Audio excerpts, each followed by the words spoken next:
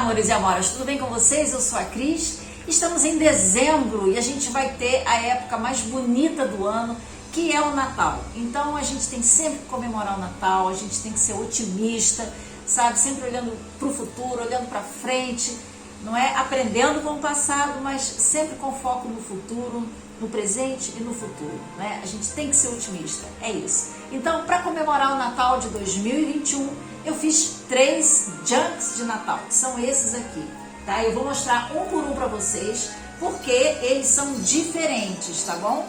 Então, esse é o junk, como é o nome disso? Esse aqui é o The Birth, que é o nascimento. Ele tem, todos eles têm esse sininho, tá? Que na verdade é um guizo de Natal, né? Eu gosto muito de guizos, acho bem bonito.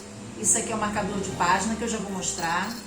E eles são diferentes dos meus junks anteriores. Meus junks anteriores têm uma lombada mais larga, né? Esse aqui tem uma lombada mais fina, porque ele tem um caderno. E ele é assim, tá?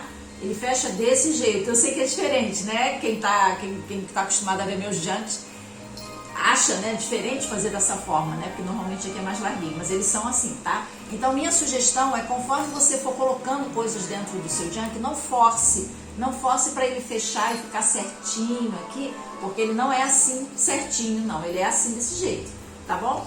Então tá aqui, todos eles têm fechamento com fita, assim, desse jeito, tá? E eles medem cerca de 14,5 de base por 19 de altura.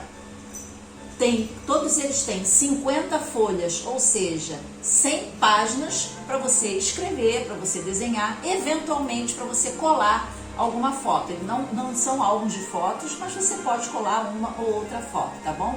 E são leves, eles pesam cerca de 390 gramas, tá? Então é um livro maravilhoso, tá aqui. Esse aqui é o The Birth, este aqui é o The Star.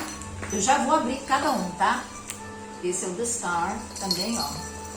Mesmo guizo, esse guizo aqui é o do marcador de página, floquinho de neve, amarração, tá aqui. Esse é o The Star. E esse aqui é o The Angel, porque ele tem um anjo aqui em cima, tá? Assim, mesma coisa. Tudo chocalha, tudo faz barulhinho, tá? Então agora a gente vai ver um por um, ok?